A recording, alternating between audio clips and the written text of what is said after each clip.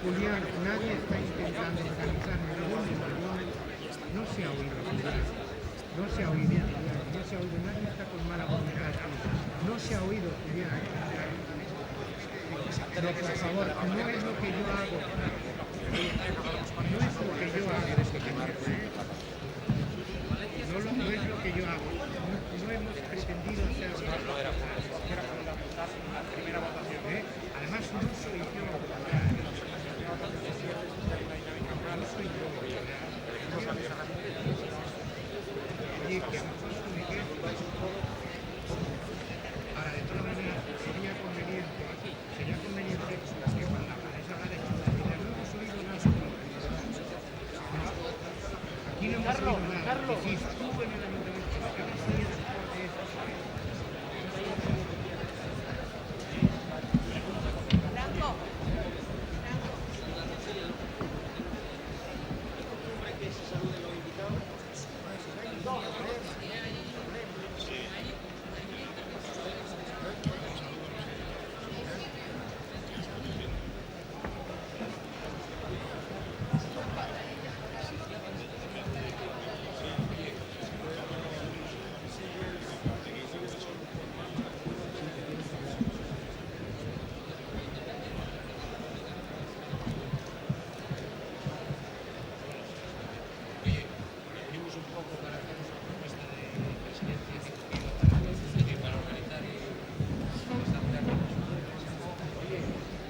Va a ser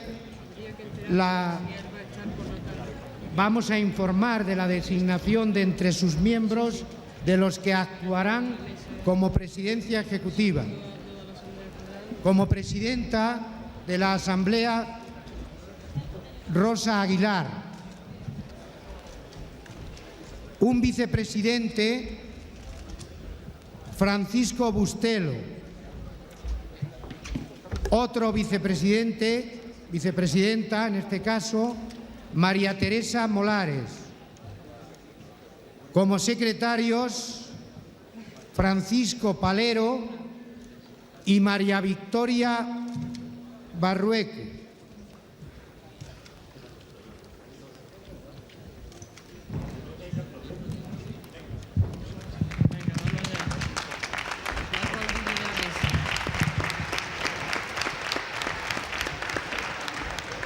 Compañeras y compañeros, en primer lugar, en nombre de la mesa constituida, un saludo para todas y para todos. Desearos un buen trabajo individual y colectivo a la segunda Asamblea Federal y pedir toda la colaboración posible para esta mesa con el objetivo y el objeto de que el trabajo que realicemos todos sirva para la consolidación y desarrollo del proceso que hemos emprendido en el marco de Izquierda Unida. Nada más, y tiene la palabra para presentar el informe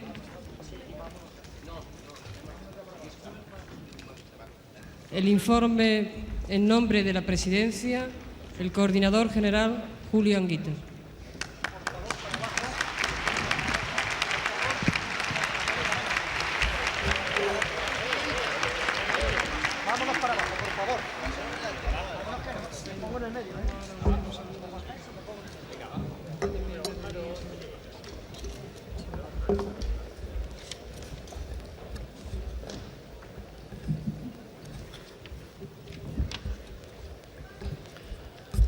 Compañeras y compañeros, nuestro más caluroso saludo de bienvenida a las compañeras y compañeros asistentes y participantes en esta segunda Asamblea Federal. Un saludo fraternal a quienes en nombre del proyecto hermano Iniciativa per Catalunya debatirán con nosotros en estas dos jornadas de encuentro, discusión y toma de decisiones. Un saludo de bienvenida también a todas las invitadas y a todos los invitados que van a compartir con nosotros la realización de un paso más en la construcción de nuestro proyecto de izquierda transformadora. Saludamos y agradecemos la presencia de los medios de comunicación que van a tener la oportunidad de asistir a un debate transparente, a fondo y sin ocultaciones o mediaciones. Compañeras y compañeros, este documento que sometemos a debate y posterior votación pretende cubrir varios objetivos.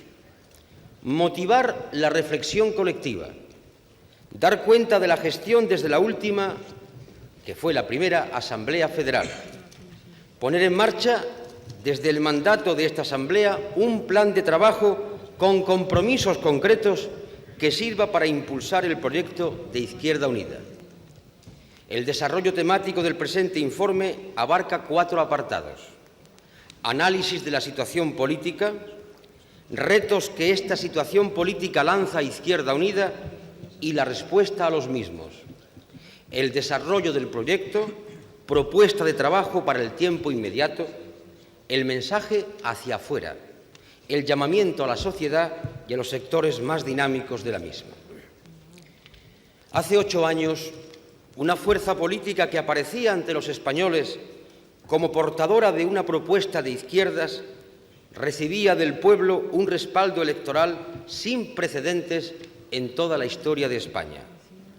Un respaldo electoral manifestado no solo en la instalación de una poderosa mayoría absoluta en el Congreso de los Diputados y en el Senado, sino también en las otras administraciones que conforman el Estado. Y aunque ese respaldo ha ido disminuyendo paulatinamente, está claro que aún hoy esa fuerza política sigue teniendo una extraordinaria fuerza, tanto en las instituciones como en los distintos niveles de la Administración. Una fuerza que le viene dada por el voto del pueblo. Hemos querido porticar nuestra intervención con este dato de la evidencia para subrayar 2 elementos fundamentales que deben constituir el comienzo de la reflexión. El electorado, en su mayoría, con todos los matices, se inclina hacia la izquierda, o a la imagen de esa izquierda. La sociedad española apostó y sigue esperando la realización de lo que se le prometió y por lo que se apostó, el cambio. Corren tiempos en los que el análisis político sobrevuela, sin tocarla, la realidad y se empantana en disquisiciones sobre conceptos, sobre palabras, sobre siglas o sobre sistemas. Nosotros, sin embargo, debemos proceder a la inversa. Desde la realidad y desde su análisis, llegar a las conclusiones ordenadas y sistematizadas. Queremos comenzar con los ojos de cualquiera de nuestros compatriotas que se enfrentan diariamente con el reto de lo cotidiano, de lo evidente. Y esto es consecuencia de nuestro carácter de izquierda transformadora, de izquierda inserta en lo real y concreto, de izquierda consciente de que solo puede transformarse aquello que se conoce. Y esta característica es consecuencia de un proyecto surgido desde la voluntad de cambiar la situación y cambiarla desde el impulso ético, desde la apuesta política, por la consecución plena de los derechos humanos. Por tanto, nuestro análisis no puede hacerse desde la lectura fría de los datos, sino desde la denuncia de la situación que esos datos nos muestran y desde la apuesta consciente para la transformación. Somos partidarios fervientes del realismo, es decir, del conocimiento objetivo de la realidad. Pero a partir de ahí, ese conocimiento de la realidad nos mueve a cambiarla, nunca a aceptarla. No confundimos realismo con claudicación o resignación. Estamos en este proyecto porque optamos por construir otra nueva realidad. ¿Cuáles son los datos de la evidencia más inmediata? Con una tasa de actividad inferior a la media europea, padecemos en España una tasa de paro superior a esa media. En el anexo correspondiente podréis ver, compañeras y compañeros, las cifras y el desglose de las mismas que apoyan nuestra afirmación. Un paro que, después de un ligero descenso en los últimos 2 años, ha comenzado a subir nuevamente. Al constatar la creación de puestos de trabajo en este último periodo, no podemos silenciar la característica de la inmensa mayoría de los mismos, la precariedad. Somos el país de la Comunidad Económica Europea con el mayor índice de empleo en precario, el 30%. Desde 1987, el 70% de los nuevos contratos realizados tienen una duración inferior a 6 meses. De seguir con este ritmo, es previsible que en 1992, año mítico por otra parte, y mitificado también, el empleo en precario se sitúe en torno al 40%, un empleo en precario que afecta al 60% de los jóvenes que trabajan y al 50% de las mujeres que trabajan. El tan aireado Programa 2000, en sus previsiones referidas a finales de siglo, no contempla ni de cerca un cambio en esta situación. Una situación inaceptable a finales del siglo XX, desde una óptica que pretenda siquiera mínimamente ser heredera de los movimientos emancipatorios surgidos en el siglo XIX y que pretenda establecer en lo concreto la aplicación de los derechos humanos o de la propia Constitución española. No podemos ignorar que en índices de crecimiento del Producto Interior Bruto la economía española ha tenido fuertes incrementos, aunque por debajo de la media europea hay ciertos niveles de calidad de vida, entendida esta como facilidad para el consumo, que nos reflejan una situación de establecimientos bien abastecidos, de acceso a la propiedad de segundas residencias, de consumo de automóviles de calidad media y media alta y de una imagen de sociedad de abundancia. Pero al lado de este conviene tener presente otros datos también reales y concretos que nos hablan de niveles de pobreza o de hogares sin ningún tipo de recurso alguno. Mientras en Europa el nivel medio de pobreza es de un 11%, en España es del 24%. El derecho a una vivienda digna está reconocido en la propia Constitución o en los derechos humanos. En España las condiciones de alquiler o precio de cualquier vivienda constituyen un problema de primera magnitud para una gran parte de la población. El Partido Socialista Obrero Español ha partido de la premisa de considerar la vivienda como un bien de inversión, sin tener en cuenta la procedencia o el uso posterior de la compra. La iniciativa pública ha ido cediendo protagonismo en beneficio de la iniciativa privada y ésta se ha dirigido en su mayoría a las viviendas de lujo o de recreo. Avanzamos hacia una consolidación de un tipo de sociedad dual en la que los desequilibrios se ahondan y profundizan cada vez más. Una sociedad que no puede reconocerse como moderna, ni en su comparación con el nivel medio de prestaciones y servicios existentes en Europa, ni tampoco en la extensión generalizada de los beneficios del aumento de riqueza. Toda acción de gobierno que dice hacerse en nombre de un cambio o de una apuesta por una sociedad moderna no puede seguir basándose en un modelo de política económica que va haciendo bascular de manera creciente el peso de los desequilibrios sobre mujeres y sobre jóvenes. Las unas, porque aparte de ser la mayoría de la población, constituyen el sujeto clásico de una doble explotación, como mujeres y como trabajadoras. Los otros, porque la no incorporación al trabajo los aísla de la producción de riqueza, los somete a una situación de extrañamiento y de marginación del proceso de creación de las condiciones de vida. Mujeres y jóvenes constituyen hoy el soporte básico de los contratos en precario y de condiciones laborales al margen de cualquier mínima consideración de los más elementales derechos sindicales. La baja tasa de actividad femenina, el alto nivel de precariedad en el empleo, la vulneración o no aplicación de la legislación laboral que padecen las trabajadoras y asalariadas, la permanencia de una cultura patriarcal que predetermina desde la educación la adscripción de las mujeres a las tareas del hogar, etc., impiden la incorporación a la construcción de una nueva sociedad de sensibilidades y valores, al estar ausente de la vida social, empobrecen las relaciones entre seres que, distintos biológicamente, tienen objetivos comunes en el gran reto humano de integración, igualdad, justicia y libertad. Una juventud que ve constreñida su capacidad biológica de ilusión, de transformación y de cuestionamiento constante de la realidad, por el encadenamiento de esas potencialidades, bien al trabajo en precario o bien a la marginalidad, no puede realizar como generación la labor colectiva de avance constante y permanente en la realización de los ideales de libertad y de justicia. La necesidad de ideal, la necesidad de causa y de causa noble que todo joven siente como consecuencia de esa propia juventud, se ve derivada, anclada en situaciones de inercia, de sometimiento escapista o de marginalidad. La perspectiva que le ofrece una sociedad de este tipo, que no permite incorporarlo de manera activa, lo conduce muchas veces al cultivo de sucedáneos de hedonismo. Pero esta situación no es producto del azar o de la casualidad, sino muy al contrario. Es el fruto y consecuencia tanto de una historia como de una opción de política económica continuadora de esa historia y caracterizada por los siguientes rasgos. Un intenso aumento de la dependencia exterior. La entrada masiva de capital extranjero, favorecida por el Gobierno, que se ha traducido con frecuencia en el control absoluto de sectores estratégicos, un creciente recurso a las importaciones destinadas a la producción o al consumo que limitan la capacidad de crecimiento y desarrollo de nuestra economía a la par que reducen el margen de maniobra de la política económica. Una importante destrucción del tejido productivo es la consecuencia de una política de ajuste practicada con anterioridad y que el crecimiento de los últimos años se ha encargado de evidenciar en forma de fuerte debilidad y dependencia del exterior. Un ejemplo significativo lo constituye el sector de bienes de equipo, totalmente desasistido durante los años de crisis y ajuste y que en la actualidad es incapaz de suministrar a la industria nacional la maquinaria que ésta exige, desviándose esa demanda hacia el exterior en forma de importaciones que agravan el déficit comercial. El discurso de la competitividad entra en contradicción con la política concretada, desarrollada año tras año en los presupuestos generales del Estado y en la privatización creciente del sector público.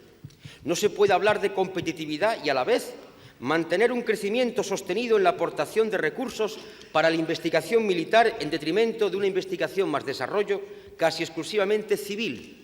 No se puede hablar de competitividad mientras se enajena de manera creciente un sector público como se demuestra en todas partes, es fundamental para el desarrollo de políticas industriales avanzadas. Un importante protagonismo de los procesos especulativos. La especulación generada y canalizada a través del sistema financiero incide negativamente, entre otras consecuencias, tanto en el nivel de precios, caso de la especulación inmobiliaria, como en la balanza de pagos. La filosofía de la modernidad ha elevado a nivel de dogma económico que el crecimiento del Producto Interior Bruto es el único indicador de una economía sana y boyante. Se han cantado las excelencias del aumento cuantitativo del Producto Interior Bruto, olvidando cuestionarse qué se produce, cómo se produce y para qué se produce. Y eso sin olvidar la filosofía oficial explicitada en la llamada del ministro Solchaga. España es un paraíso para la inversión, una inversión con un alto índice de especulación. Una política presupuestaria que ha priorizado innecesariamente la reducción del déficit público en prejuicio de políticas de gasto social mucho más necesarias. Una contraposición entre la invocación a la libertad del mercado y una realidad que muestra un mercado fuertemente intervenido, no solo por las decisiones del Gobierno, sino también por los poderes económicos más conservadores. Las medidas presupuestarias, el peso específico de los canales de financiación en prácticas económicas especulativas o la renuncia a un tejido industrial moderno y competitivo demuestran hasta la saciedad que la opción planificación democrática de la economía o actuación intervencionista en el mercado de los poderes económicos, el Gobierno ha escogido alinearse con estos últimos. Es una cuestión de opción. Un aumento de los desequilibrios regionales.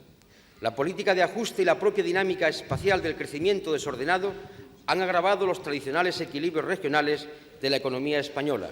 Y ahí dice ver anexo, pero los fantasmas de las imprentas no han introducido el anexo donde se demuestra clarísimamente los desequilibrios existentes tanto en Producto Interior Bruto como en renta de todas y cada una de las comunidades del Estado español.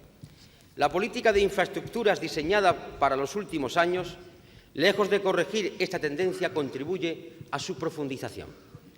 La ausencia de un proyecto económico de futuro, la sumisión plena de las políticas económicas conservadoras ha preterido y marginado la necesidad de una planificación democrática de la economía, planificación democrática desde los sectores económicos y sociales y también desde los territorios. La opción por una política de crecimiento de resultados brillantes en lo macroeconómico lleva implícita las preferencias del Gobierno a la hora de pactar, acordar o diseñar los escenarios económicos. El 14 de diciembre de 1988 y la respuesta del Gobierno demostró de manera clara con quién se establecía la alianza y continúa manteniéndose esa alianza. La propuesta sindical prioritaria no puede aplicarse en sus líneas de mayor calado y envergadura sin cambiar la política económica. El mantenimiento de esta política sigue teniendo como consecuencia un desequilibrio en favor de las rentas del capital frente a las rentas de trabajo. Estamos en los primeros puestos de la OCDE en cuanto a rendimiento y beneficio de las empresas y en los últimos lugares en cuanto al coste laboral por hora. El déficit de la balanza comercial y la inflación siguen siendo los síntomas de una enfermedad estructural de la economía española, una enfermedad que no puede corregirse con medidas de tipo monetarista o con la aplicación del ajuste permanente de la economía española. Atribuir a la crisis del Golfo Pérsico los males que nos aquejan es continuar pertinazmente en el error. Seguir en una política de ajuste duro, seguir en una política presupuestaria de corte liberal conservador, mantener unos criterios para el sistema fiscal claramente orientados a beneficiar las rentas más altas, mantener un sistema financiero obsoleto y voraz sin parangón alguno con el resto de la banca europea. En conclusión, la política económica que se sigue manteniendo no solamente se ha demostrado injusta, sino que también se ha demostrado ineficaz. Asentar una política económica sobre esquemas y líneas de actuación que hunden sus raíces en una concepción neoliberal de la economía tiene sus consecuencias en los demás campos de la actuación política. Desmantelar un tejido productivo sin acometer su renovación y modernización, dedicar crecientes recursos a la investigación militar, desmantelar el sector público de la economía, incentivar y favorecer una política de especulación sin límites, confiar en que el déficit de la balanza comercial pueda ser equilibrado con las entradas por turismo, confiar en la permanencia de un periodo ilimitado de energía barata, renunciar a la intervención racionalizadora de la economía por parte de los agentes sociales y territoriales, mantener y aún favorecer la permanencia de un sistema financiero anticuado con las mayores cotas de beneficio de toda Europa no puede ser compatible con una profunda renovación y modernización del Estado, sus administraciones y sus aparatos. Así, entre una realidad económica y la lógica de relaciones de poder que en ella se dan y el desarrollo constitucional se establece una contradicción que solo puede disimularse de dos maneras. Una, congelando y aplicando de manera más aparente que real los contenidos más avanzados de nuestro texto constitucional o demorando sine die las necesarias transformaciones democráticas que un Estado moderno requiere. La construcción del Estado de las autonomías está paralizada. La estructura profunda del Estado español sigue siendo la de una maquinaria generadora de desigualdades y desequilibrios. El título 8º de la Constitución demanda en su desarrollo una profunda democratización de las administraciones públicas, una ley de financiación concorde con las competencias que comunidades autónomas y ayuntamientos debieran tener como partes constitutivas del Estado de las autonomías. No ha habido una reforma en el Senado capaz de transformarlo en una auténtica Cámara territorial. Se mantiene un sistema electoral que no permite una justa y proporcional correspondencia entre el número de votos recibidos por cualquier formación política y el de escaños conseguidos.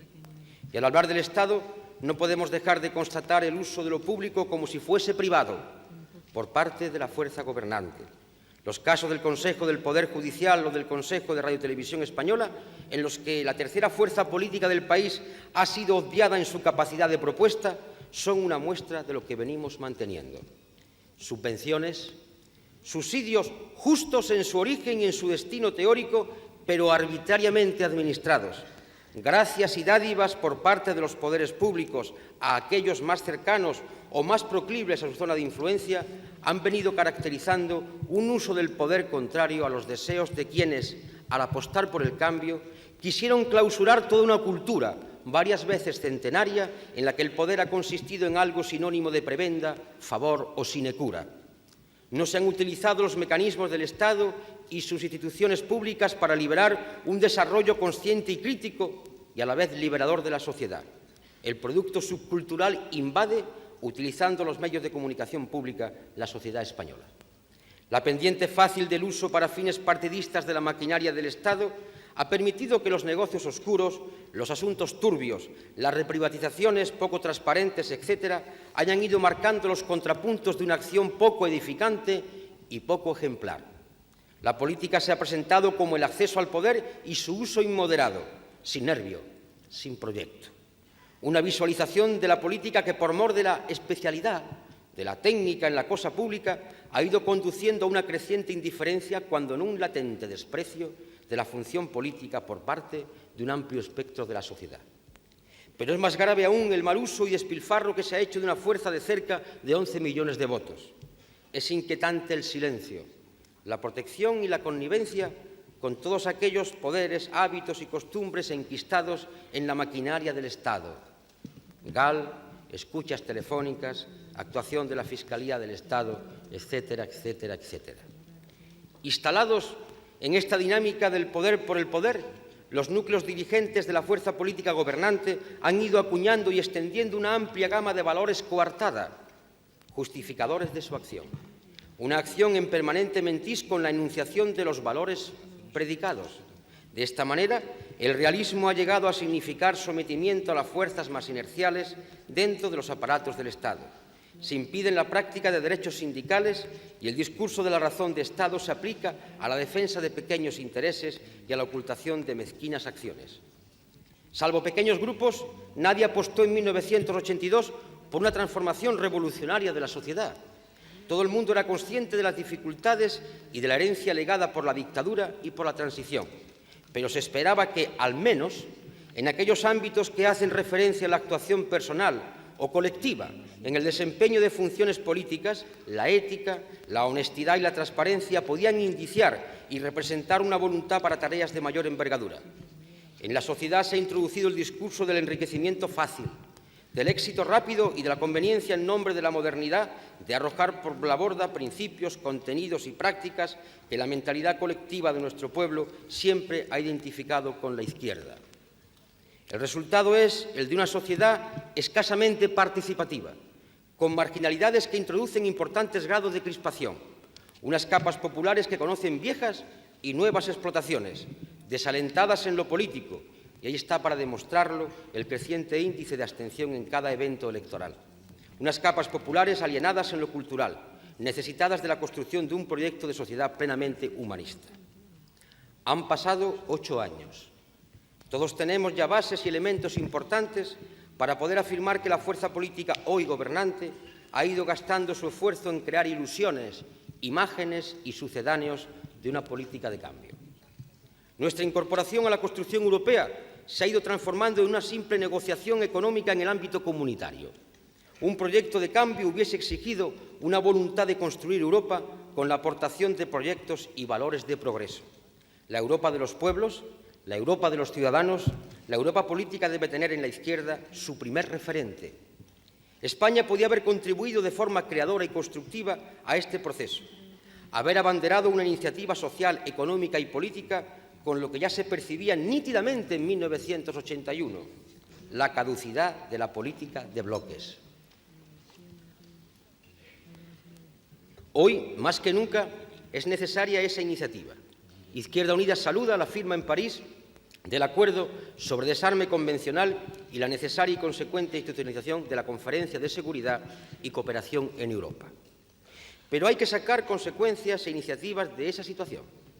En primer lugar, nos oponemos al traslado de excedentes de armamentos derivados de este acuerdo a otros países y, más aún, a su adquisición por España. En segundo lugar, nos opondremos a cualquier tentación de crear en España, con adquisiciones de este tipo, fuerzas de despliegue rápido. En tercer lugar, creemos que la nueva situación creada permite la reducción del gasto militar global español en tasas de un 4% anual. No se trata solo de consecuencias de orden interno, porque entendemos que la reunión de París no es el final, sino el principio de un proceso que debe culminar en sucesivos acuerdos de desarme, tanto nuclear como convencional, y sobre todo porque creemos que, anulado el desequilibrio convencional, es posible dar un paso importantísimo en la dirección de disolver los bloques. Nos pronunciamos por una iniciativa española que impida la reconversión o reforzamiento de la OTAN o de la UEO, y creemos que se impone la creación de una estructura institucional en la Conferencia de Seguridad y Cooperación Europea. En este camino falta una dirección política europea, no la hay. Es en esta cuestión donde se echa de menos la existencia de un Parlamento Europeo con poderes inherentes a su condición de tal Parlamento, emanado de la soberanía popular europea. En este caso, como en el de la falta de iniciativa sobre la Carta Social Europea o la creación de un espacio económico y social integrado, se percibe la ausencia de un proyecto de izquierda. El partido gobernante ha impedido el pronunciamiento sobre tal extremo al Parlamento español. Nuestro lugar geográfico, económico y cultural nos hubiese permitido una propuesta de cohesión del área mediterránea, la incorporación de una propuesta tendente a superar los desequilibrios norte-sur y la reconsideración de la política agraria comunitaria, no hemos utilizado nuestra capacidad de mediación entre Europa y Latinoamérica, entre Europa y una parte del tercer mundo. Se ha caído en el discurso vago, etéreo y bien intencionado en las palabras, pero poco eficaz en las prácticas políticas concretas. No se puede combatir el racismo y la xenofobia con palabras y mantener situaciones de marginación en el propio país o prestarse a la función de gendarme fronterizo frente al tercer mundo por indicaciones del Grupo de Trevi. El seguidismo en las acciones decretadas por Estados Unidos en el conflicto de Golfo Pérsico o la casi impasibilidad mantenida ante la actuación del Gobierno de Israel con la población palestina y los territorios anexionados no encajan bien con discursos almibarados o diplomáticos sobre la paz, el desarme y el derecho internacional. Por lo candente del problema y a título de inciso, ratificamos y mantenemos la posición que sobre el conflicto del Golfo Pérsico decidió el Consejo Federal de Izquierda Unida. No hay institución política representativa y con poderes para gobernar las políticas de seguridad y la política del mercado único. Esta ausencia de gobierno la pagarán las culturas de progreso y los sectores sociales con menos capacidad económica de la comunidad. La posibilidad de que se propicien formas de integración y de mercado que consoliden los grandes grupos y empresas capitalistas es un serio riesgo. Es una sombra inducida tanto por el retraso de la unión política como por la perversa forma en la que se está produciendo el aplazamiento de la unidad monetaria. La falta de previsión y de coherencia condujo al precipitado ingreso de la peseta en el sistema monetario europeo. El pretendido europeísmo con el que se intentó presentar dicha decisión quería ocultar las características más regresivas de una política monetarista: recorte salarial y recorte de gasto público. Pero el fondo de la cuestión que tiñe la política europea del Gobierno es el compromiso con la entonces República Federal Alemana, la cual se comprometía de palabra a aumentar las dotaciones de fondos estructurales a cambio, entre otras cosas, del ingreso de la peseta en el sistema monetario europeo. La posterior unificación de Alemania deshizo en la práctica el compromiso político. Haciendo buenas nuestras críticas de entonces, el propio ministro Solchaga ha reconocido ahora el carácter precipitado del ingreso de nuestra moneda en dicho sistema. Respecto al retraso para 1994 de la segunda fase de la Unión Económica y Monetaria prevista en el informe de Delors, el mismo parece reflejar el hecho de que tal unión, por sí sola, no va a ser la panacea que solucione los problemas de los países de la comunidad, especialmente los del sur. La construcción europea, si quiere asentarse sobre bases sólidas y duraderas, debe hacerse apuntando a la creación de un espacio económico y social integrado y como aparece en nuestro proyecto europeo.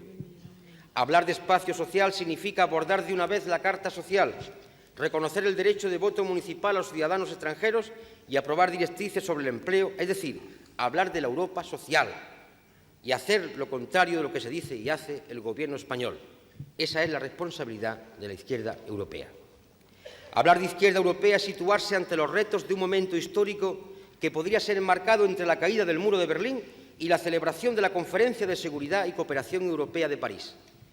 De la misma manera que la Revolución de 1917 supuso un acontecimiento histórico de indelebles consecuencias, el fracaso y el agotamiento de los sistemas políticos del centro y este de Europa han generado efectos no solo en el terreno de lo político y económico, sino también en el terreno de lo ideológico y cultural. La evidencia de los hechos ha venido a demostrar que los valores de la libertad, la democracia, son irreemplazables y no pueden ser en ningún momento sustituidos con justificación de la construcción de un nuevo orden. Una concepción del socialismo basada en la planificación estatalizada y centralizada se ha venido abajo. Una práctica política de partido único enquistado en la maquinaria del Estado se ha mostrado como engendradora de esclerosis y de falta de capacidad para abordar las nuevas realidades de la ciencia y la técnica aplicadas al proceso de producción. Todo sistema político que se basa en la doctrina oficial emanada del partido único termina por transformar lo que en un momento fue alumbramiento de potencial renovador en un conjunto de consignas desprovista de toda conexión con la realidad. Si, por definición, izquierda significa creación, apertura, democracia, antidogmatismo, participación y realización humana plena, tenemos que convenir que los procesos desarrollados en estos países los llevaron a situaciones de conservadurismo y parálisis. La desaparición de unos sistemas como los que ha habido hasta hoy en el Este arrastra a todos al umbral de una nueva situación. Le corresponde a la izquierda, es decir, al conjunto de fuerzas políticas, sociales, ideológicas y culturales que siguen apostando por la plena emancipación humana, aprender de la historia de esta frustración y seguir en la búsqueda de un camino capaz de conseguir estas aspiraciones. Y esa búsqueda no puede hacerse en el movimiento de péndulo hacia posiciones de liberalismo político que detienen el ejercicio de la democracia en el indispensable marco de los derechos electorales. Constituye para la izquierda un reto el conseguir reformular su utopía a tenor de las nuevas situaciones y de los nuevos fenómenos. Ni el socialismo real consiguió la sociedad que preconizaban sus doctrinas, ni tampoco otras adjetivaciones del socialismo han conseguido la plasmación de los ideales por los que nacieron. Y aunque el fracaso de uno y otro no pueden ser considerados por igual, ya que el del primero ha sido estrepitoso, la búsqueda de una síntesis para estos momentos es una necesidad y una obligación para todos aquellos que no abdicamos en la tarea de conseguir una sociedad libre, justa y fraternal a nivel planetario. Y es en el marco europeo en el que se han desarrollado estos grandes acontecimientos, en el que la izquierda tiene la enorme responsabilidad de dar respuestas.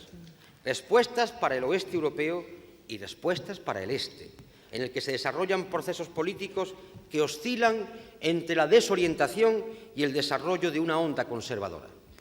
Dar respuestas a las iniciativas de Gorbachov y de tantos otros colectivos y grupos que apuestan por la paz, el desarme y un nuevo orden económico internacional exige una colaboración política y económica entre todos aquellos que ponen su esfuerzo y su trabajo hacia ese objetivo. La creación de una nueva izquierda europea no es un acto fundante en un momento o en un colectivo, sino un proceso de creación y de acercamiento en el que cada uno, sin renunciar a lo mejor de su cultura, pone en sintonía los rasgos comunes con todos los demás, con lo clásico, que por ser clásico no es perecedero, y con lo nuevo, que por ser nuevo contiene en sí mismo gérmenes de nuevas esperanzas. Esta es la hora de la construcción común, de la coincidencia en un proyecto y la elaboración de un programa común que lo desarrolle. Lo común habla de encuentro en la superación constante de problemas. Es un proceso, es un camino, es un despliegue de creación y de búsqueda constante, jamás un lugar estático y cerrado donde se entierran la pluralidad, el diálogo, la participación y la voluntad de transformación. Compañeras y compañeros,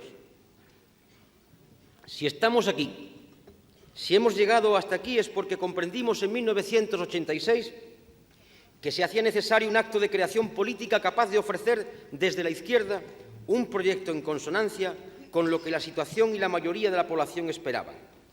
Esta segunda Asamblea Federal debe conducirnos desde la reflexión a una ratificación sin ambajes del impulso de 1986. Pero esa ratificación, a la luz de los años transcurridos y desde la experiencia de la última Asamblea Federal, tiene que clausurar actuaciones, conductas e inhibiciones habidas en nuestro desarrollo político. Esta Asamblea Federal debe servir para superar los retos que permanentemente nos son presentados. Uno de ellos, el paso a la cultura de gobierno. Somos hombres y mujeres de izquierda. Desde nuestra libertad estamos aquí porque pretendemos evidenciar con nuestro discurso, nuestra actuación y nuestro ejemplo la pervivencia de la izquierda en España. Sobre nosotros llevamos una herencia de lucha, movilización y resistencia. Son los tres rasgos que han caracterizado a la izquierda española, una izquierda que nunca lo ha tenido fácil. Sin embargo, los tiempos actuales y las exigencias emanadas de los mismos nos obligan a dar un paso trascendental, incorporarnos a la cultura de gobierno.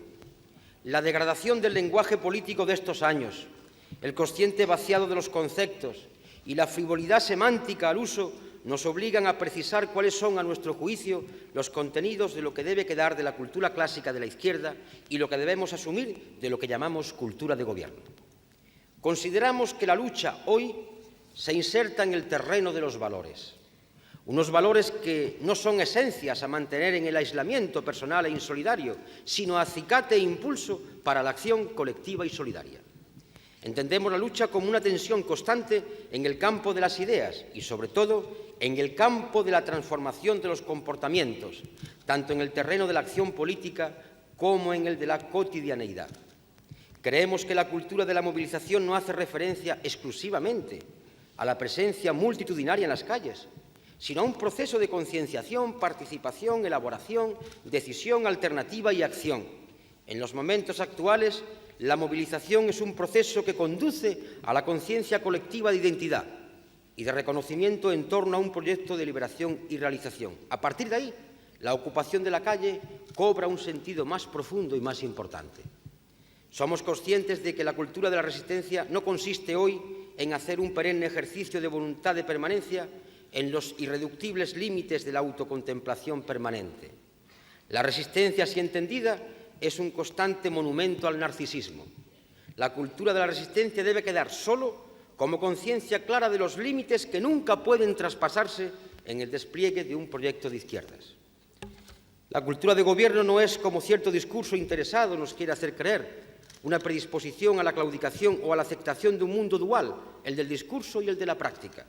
El discurso de gobierno es propuesta concreta y responsable. El discurso de gobierno es proyecto y proposición a la sociedad. Una propuesta hecha desde la estrategia, pero enmarcada en la acción inmediata, en los plazos correspondientes, con los instrumentos idóneos y los medios adecuados. Es la cultura del auténtico realismo y, si queréis, la del nuevo realismo, la que parte del conocimiento de la realidad y aplica la acción pertinente para transformarla. Un nuevo realismo que cree que es técnicamente posible, políticamente necesario y solidario con nuestro pueblo remover los obstáculos y los poderes que se oponen a los ideales de paz, solidaridad y libertad por el desarrollo personal.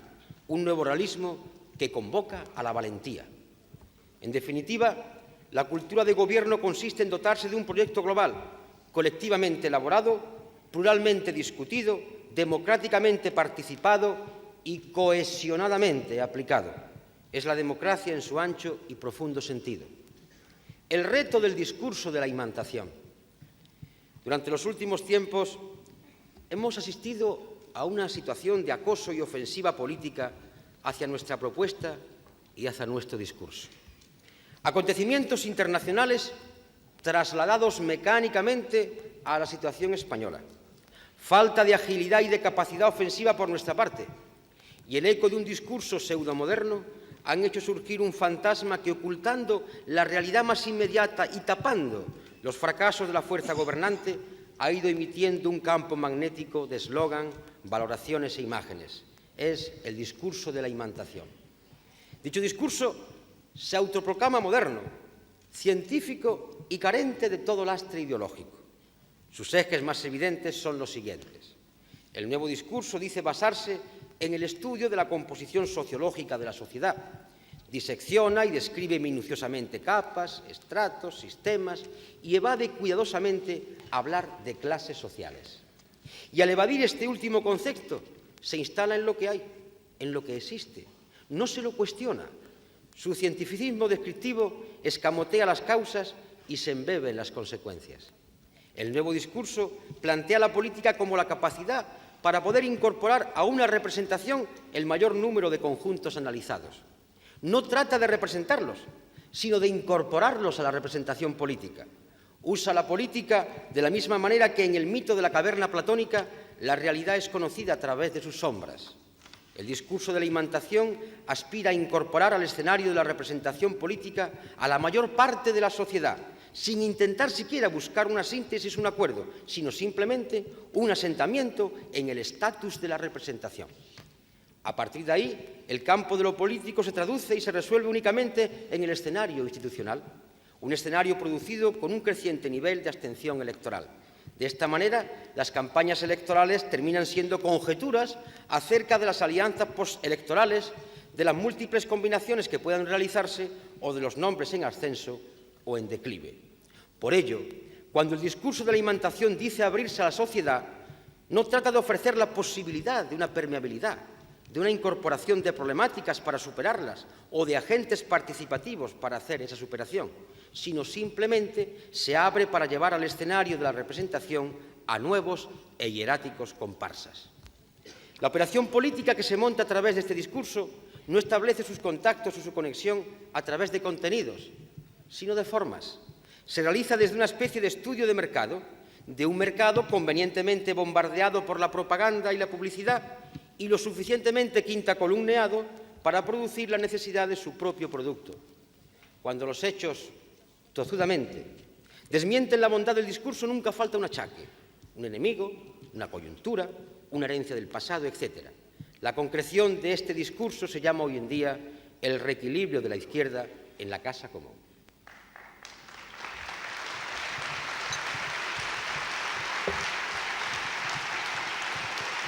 Compañeros y compañeras, nuestra actuación debe basarse en unos ejes diametralmente opuestos. Frente a análisis sociológico y estático, el análisis socioeconómico de una realidad hecha de interdependencias conflictivas derivadas de la causa fundamental, el sistema económico capitalista y sus secuelas. A partir de ahí, una labor de izquierdas consiste en devolver a la sociedad en forma de teoría, sistema y propuesta concreta lo que esta sociedad de manera parcial y parcializada siente, percibe y desea. Nuestro discurso no puede, como un espejo, devolverle a la sociedad su imagen tal y como ésta es, sino la propuesta y el proyecto que haga posible salir de esa situación. La incorporación de los colectivos a nuestro proyecto no puede hacerse en función de una simple adición, y ahí hay una falta de ortografía, es con una sola C, aparecen unas cuantas, como sumandos e informes que construyan un abigarrado escenario. Nuestra propuesta es la incorporación de colectivos para que estos, con su aportación, esfuerzo y trabajo conjunto con nosotros, vayan elaborando constantemente una síntesis. Una síntesis que no destruye los rasgos específicos de cada componente, sino que por efecto de la contraposición los ilumina más y más claramente los muestra. El feminismo, el pacifismo o el ecologismo no son visiones parcializadas de una realidad que se incorporan para enriquecer la imagen, sino propuestas de liberación, propuestas de equilibrio con la naturaleza y la calidad de vida, propuestas de un nuevo orden económico y político mundial. En definitiva, propuestas aportadas a otros proyectos de liberación. Por tanto, hablar de política para nosotros es hablar de participación y democracia en el sentido más profundo de la palabra. Política entendida como acción coordinada, reglamentada y legitimada por el acuerdo, tendente a la consecución plena de los derechos humanos. De ahí que el escenario de la política no pueda ser sino el escenario del contraste o del entendimiento entre propuestas distintas. Para nosotros, la propuesta programática o el proyecto concreto no pueden ser utilizados por la preeminencia del discurso del pacto electoral o postelectoral. No nacimos con vocación de enfrentamiento con ninguna organización política en especial. Surgimos en torno a un proyecto que no necesita para subsistir una permanente situación de confrontación. Nuestro proyecto, el desarrollo del mismo, constituyen el objetivo exclusivo de nuestros esfuerzos y de nuestra dedicación. Nuestro acercamiento o distanciamiento con los demás estriba solamente en la sintonía o disonancia con sus proyectos, sus programas y sus actuaciones. Dicho de otra manera, nunca peleamos con siglas, siempre peleamos con proyectos. Hemos manifestado hasta la saciedad y en debates parlamentarios que estamos dispuestos a construir una nueva situación desde la izquierda, y ello en función de dos poderosos motivos. Uno es la necesidad de aunar esfuerzos en torno a una política de izquierdas que supere los problemas de toda índole que nuestra sociedad tiene. Y otro, el sentido de responsabilidad que nos lleva a tratar de invertir en acción positiva el resultado electoral obtenido en 1989. Es un criterio de razonable utilidad. Pero ese mismo sentido de responsabilidad es inseparable, por mor del contrato con nuestros votantes, de una actitud que nos impide jugar con frivolidad o ligereza. Las imágenes no pueden sustituir a los contenidos. Nuestra acción política tiene unos límites infranqueables, límites que, por otra parte, hemos ido dejando muy claro a lo largo de nuestra acción política. No podemos apoyar ni por acción ni por omisión los contenidos de la política económica del Gobierno.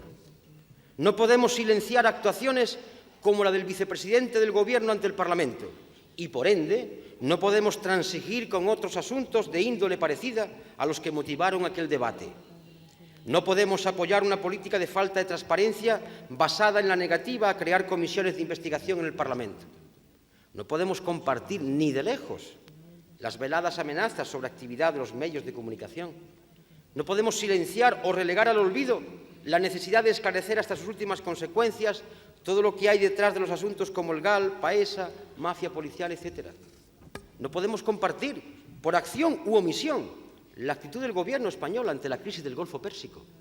No podemos alentar o corresponsabilizarnos con la política del Gobierno tanto en la construcción europea como en el mantenimiento de la OTAN o de situaciones que prorroguen las bases extranjeras en nuestro territorio.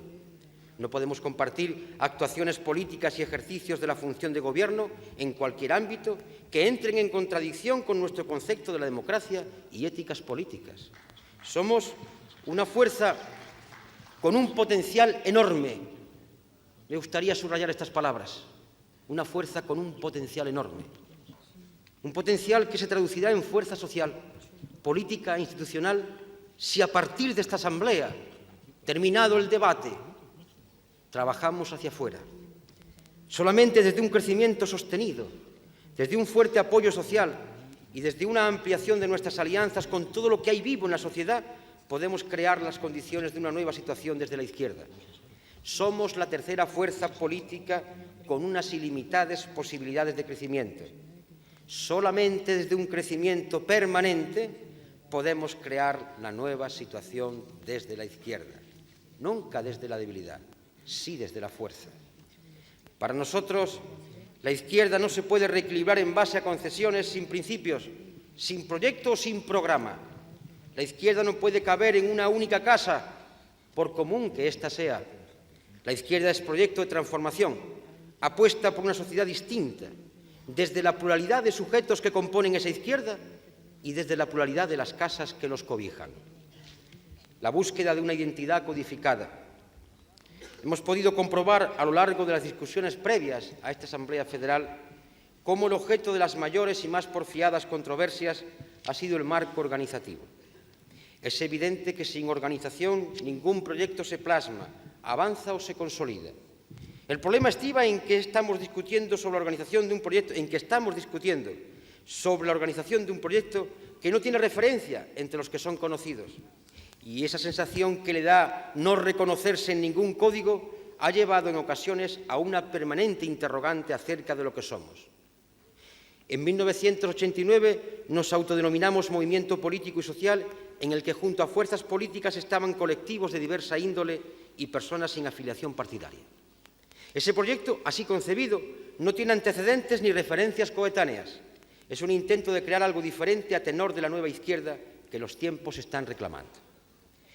Los partidos políticos, tal y como se han desarrollado, tienen límites cada vez más crecientes para representar, impulsar y proponer por sí solos una acción, un programa superador de las situaciones existentes. Porque hay una realidad social extremadamente compleja. La revolución científico-técnica y su aplicación al proceso productivo incide constantemente en la estructura y composición de la clase obrera.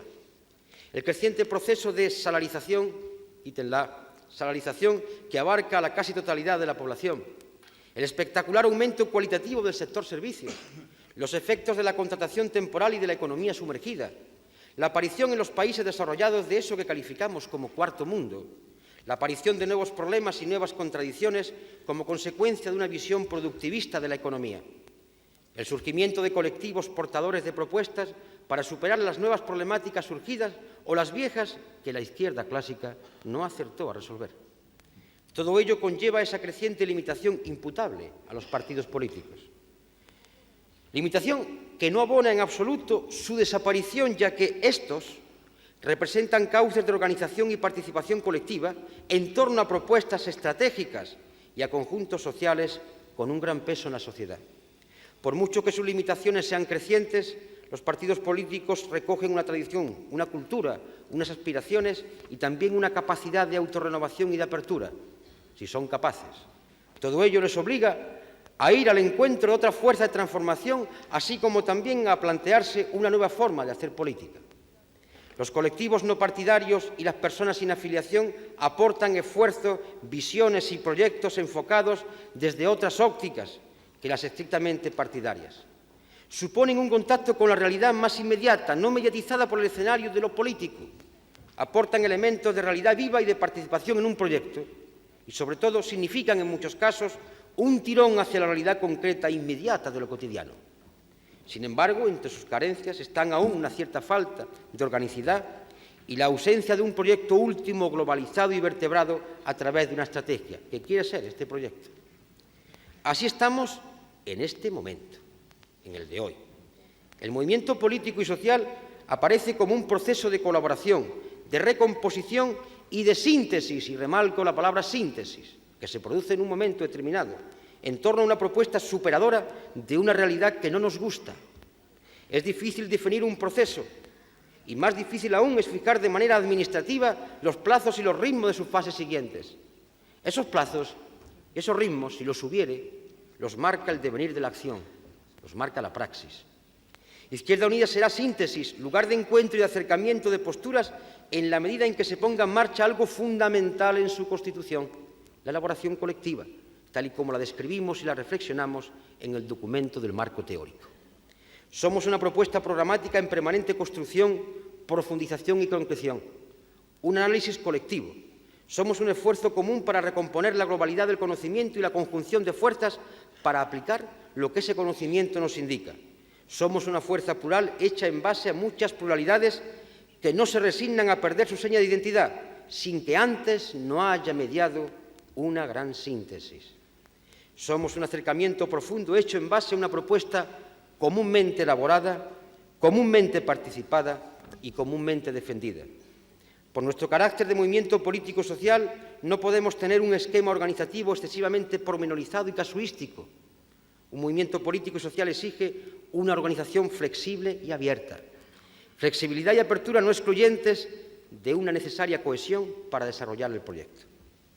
Nuestra concepción federal del Estado. Vivimos en un Estado surgido de la acumulación de situaciones, de inercias y de costumbres inveteradas.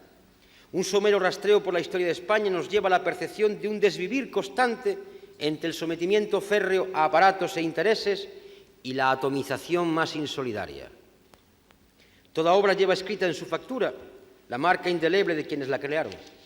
Así, el Estado español, a golpes de unidades superestructurales, centralismos férreos, pactos de intereses, revueltas disgregadoras y diseños de laboratorio, lleva escrito en sus entrañas el fracaso de siglos de miedo a afrontar a una labor seria.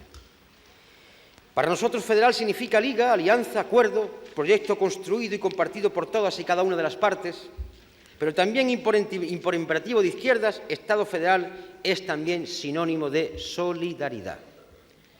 Somos un precipitado histórico en el que la historia ha ido depositando la existencia de nacionalidades y regiones. Esto es un hecho fuera de toda discusión. Sin embargo, la historia y el devenir no se paran en un momento y fijan una posición ad eternum. El desarrollo de la realidad económica y social se refleja también en el desarrollo de una realidad económica, social y política que habla de desequilibrios territoriales profundos. En la historia de los últimos años ha ido produciendo la consolidación de la identidad y de la singularidad de las nacionalidades. Pero el propio devenir ha ido creando conciencia e identidad en otros territorios y comunidades autónomas. Una conciencia e identidad que en algunos casos las ha llevado a los techos del artículo 151 de la Constitución y en otros, sin llegar a ese techo estatutario, se está produciendo la conciencia de que el proceso que pone en marcha el título octavo es irreversible. Izquierda Unida defiende un proyecto federal para ella, pero en la medida en que la cultura de gobierno nos obliga a asumir retos en la construcción de la alternativa, debemos afrontar con serenidad, seriedad, rigor y paciencia la federalización del Estado. La historia nos enseña que la definición de un Estado no es una cuestión neutra, ni independiente de un proyecto económico, social y político. No es igual pensar un Estado federal desde la izquierda o desde la derecha. La fórmula jurídica solo sirve para fijar el acuerdo político. Por tanto, el diseño de un Estado federal desde la izquierda debe ser básicamente democrático, participativo y solidario. Defendemos el desarrollo del artículo 131 de la Constitución, la planificación democrática de la economía y desde los agentes sociales y económicos y también desde los territorios. Desde nuestra concepción no podemos desligar la organización de un nuevo marco económico de la federalización del Estado. Si tal cosa hiciésemos, estarías cometiendo una auténtica superchería. Proponemos también para Europa la construcción de un Estado europeo federal y para ello desarrollamos propuestas de actuación política, poderes para el Parlamento Europeo, superación de los desequilibrios territoriales, creación de un espacio económico social integrado, etc. Es decir, Proponemos que desde la capacidad de autogobierno de cada Estado nacional se llegue a un pacto y a un acuerdo en el que todos y cada uno cedan ámbitos de la propia soberanía en instancias democráticas, participativas y superiores. Este es nuestro proyecto para Europa. Y eso puede venir desde la derecha en la medida en que la transnacionalización del capital y la concentración de los poderes económicos así lo vayan necesitando. Pero eso no será un Estado federal, sino un esquema en base a círculos concéntricos. La construcción de una Europa federal, en el sentido democrático del término, solo puede venir de quienes sepan aunar su conciencia e identidad nacional con el proyecto universal y emancipador de la humanidad, que es el gran objetivo de la izquierda, la gran patria final de la izquierda. Esa lógica que se aplica a nuestro discurso europeo debe también aplicarse a nuestro proyecto federal. Somos conscientes de que en este caso hay una dificultad añadida. La Europa federal se construye ex novo. El Estado federal español no se construye desde esa perspectiva porque, en este caso, se parte de algo ya existente, real y concreto, el actual Estado español en el cual estamos todos inmersos. Pero entre todos los retos que nos vemos abocados a superar,